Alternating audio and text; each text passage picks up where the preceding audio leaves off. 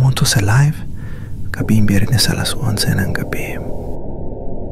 Si Mia Ortega, 24 na taong gulang, isang freelance video editor na ngayon ay isang true crime vlogger ay nakaupo sa loob ng kanyang kotse. Nakamount ang cellphone sa gitna ng dashboard. Naka-on ang livestream. Hashtag niya, Haunted Metro. Okay guys, sabi ni Mia habang nag-ayos ng camera. Comment, ghost emoji kung narinig niyo ako. Walang edit, no music, pure ambience lang tonight.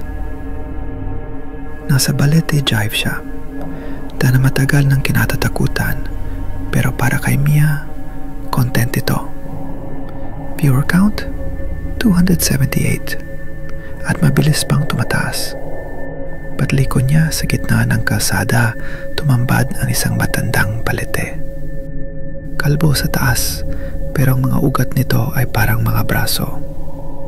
Sa chat, may nagsabi, "Sis, may puting anino sa likod mo." Tumawa si Mia. "Nice try," sagot niya. Sabay swipe para i-flip sa rear cam. Wala siya nakita. Maya-maya naglalag na ang stream.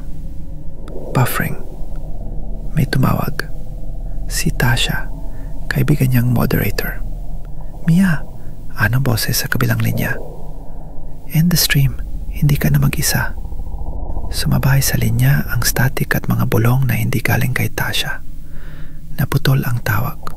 Naramdaman ni Mia ang malamig na hininga sa batok niya, pero sarado lahat ng bintana. Bumilis ang takbo ng chat. "May babae sa likod mo.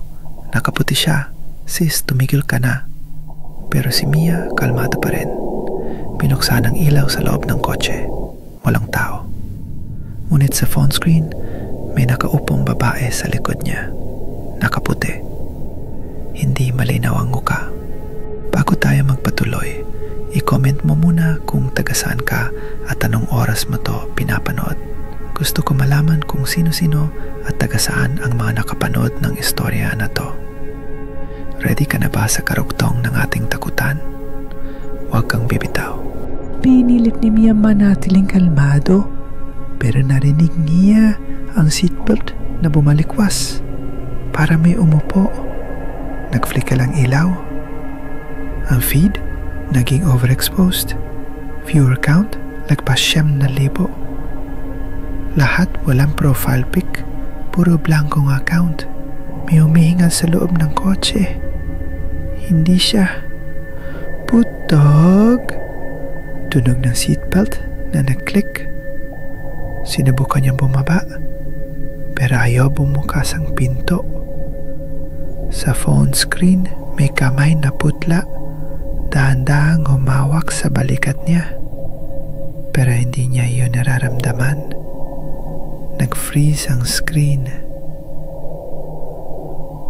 Palbalik ng video, wala na si Mia sa driver's seat. Bukas ang pinto. Sa likod, nakaupo ang babaeng nakaputi, nakatingin sa camera. Pixelated ang muka. Walang nagsasalita. Walang gumagalaw. Tumaga ng 8 minuto ang katahimikan bago biglang nag-end ang live. Stream unavailable. The broadcaster has ended. Kinabukasan, isang kotse ang natagpuang walang laman sa Balete Drive. Bukas ang hazard. Wala si Mia. Nasa passenger seat ang phone. Nakaloop lang sa message. Recording failed. Your viewers may have experienced issues. Pero sa camera roll ng ilan sa mga nanood, may larawan ng sarili nila. At sa likod nila, may babaeng nakaputi, malabo, nakangiti, walang mata, walang bibig. Hindi siya humihingi ng kapalit. Hindi siya naghihigante. Hindi siya nananahimik.